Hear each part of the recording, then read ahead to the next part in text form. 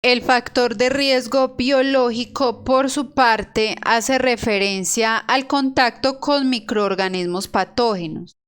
Por ejemplo, virus, bacterias, hongos, protistas, todos aquellos elementos que pueden provocar una infección o el contagio de una patología.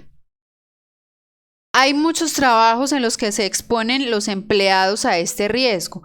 Por ejemplo, el personal asistencial, médicos, enfermeras, bacteriólogos, estas personas que están en la prestación del servicio de salud y que pueden tener contacto con estos microorganismos. También es el caso del personal administrativo en salud, aunque directamente no manipulen sustancias biológicas, también están en contacto con los pacientes de una u otra manera que tienen esta carga virulenta. Los trabajadores que recolectan residuos, los recolectores de residuos, al estar en contacto con los desechos, se exponen sobremanera a este peligro. Vamos a hablar también del peligro eléctrico. El factor de riesgo eléctrico hace referencia al contacto con la energía eléctrica, la alta o la baja tensión. Es el caso de los trabajadores que instalan redes eléctricas, los que hacen mantenimiento al cableado, por ejemplo.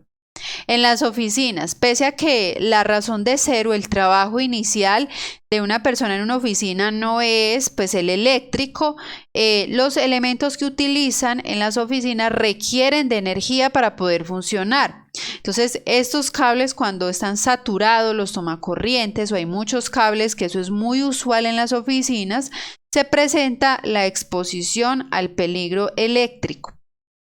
Entonces no necesariamente tiene que manipular cables para estar expuesto al peligro, sino que se presenta en otras condiciones, como en las oficinas, por ejemplo. Vamos a hablar del factor de riesgo locativo.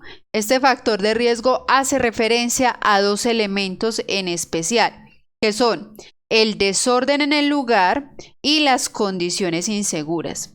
Condiciones inseguras fue un concepto que ya yo les expliqué. Recuerde que una condición insegura son esas fallas en los equipos, en las herramientas, pero también son esos defectos en la locación, paredes agrietadas, y recuerdan que yo les hablaba de esto. Entonces, en las oficinas muchas veces no se tienen control de los elementos y pueden haber desorden en estos lugares, papeles, teléfonos, elementos que no son necesarios pero que están allí ocupando un espacio y generando desorden.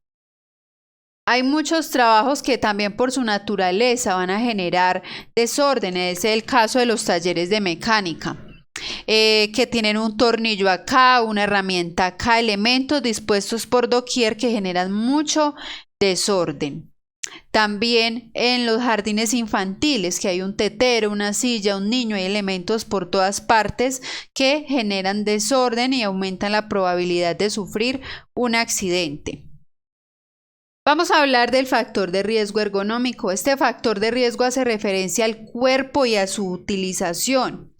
El factor de riesgo ergonómico tiene unas clasificaciones. Vamos a hablar de la carga estática. La carga estática hace referencia a las posturas sedentarias, a estar mucho tiempo sentado o a estar mucho tiempo de pie. Los trabajos de oficina y los trabajos de vigilante, cajero, por ejemplo, están mucho tiempo en la misma posición. Vamos a hablar del riesgo ergonómico en la clasificación de la carga dinámica, que hace referencia al desplazamiento con carga sobre el cuerpo. Por ejemplo, los que cargan y descargan vehículos, que llaman coteros. Estas personas se trasladan de un lugar a otro con carga sobre su cuerpo. Los mensajeros, que llevan estos bolsos pesados y se exponen a este peligro. El factor de riesgo ergonómico también tiene una clasificación de esfuerzos. Los esfuerzos hace referencia al llevar al límite una función o parte del cuerpo. Entonces nos referimos a esfuerzos físicos, por ejemplo, como levantar carga, empujarla, alarla, También hacemos referencia a los esfuerzos mentales, cuando tenemos que memorizar, cuando tenemos que aprendernos códigos, esos son esfuerzos mentales. O esfuerzos visuales también, cuando tenemos que leer varios datos en la computadora, en Excel, hacemos allí esfuerzos de tipo visual y mental. Otra clasificación del riesgo ergonómico son los movimientos, que hace referencia a los movimientos repetitivos. Por ejemplo, al digitar información en la computadora, movimientos repetitivos de los dedos y de la muñeca. También las personas que trabajan en serie, que es una banda que van pasando elementos por allí y ellos tienen que recogerlos o hacer alguna acción que es repetitiva. Vamos a hablar también del factor de riesgo público. Este hace referencia al contacto con la problemática social. Por ejemplo, a robos, atracos, secuestros, accidentes de vehículo también caben dentro de esta clasificación. Entonces, por ejemplo, los cajeros que están expuestos a atracos, ellos se exponen a este peligro. Los políticos, presidentes, ministros, todo tipo de personal público precisamente está expuesto a este peligro, se exponen a secuestros, robos, extorsiones, entre otros. Los antimotines que están expuestos a golpes, insultos y otro tipo de ataques o agresiones. Vamos a hablar del factor de riesgo psicosocial o psicolaboral, que hace referencia al estrés del trabajo. Trabajo por su naturaleza es un generador de estrés, de tensión, pero hay unos trabajos que producen mucho más estrés que otros, que tienen más responsabilidad, que exigen más compromiso. Los administradores, los contadores, los docentes, los psicólogos, los médicos, ellos tienen gran carga emocional en su trabajo. Vamos a hablar también del factor de riesgo tecnológico.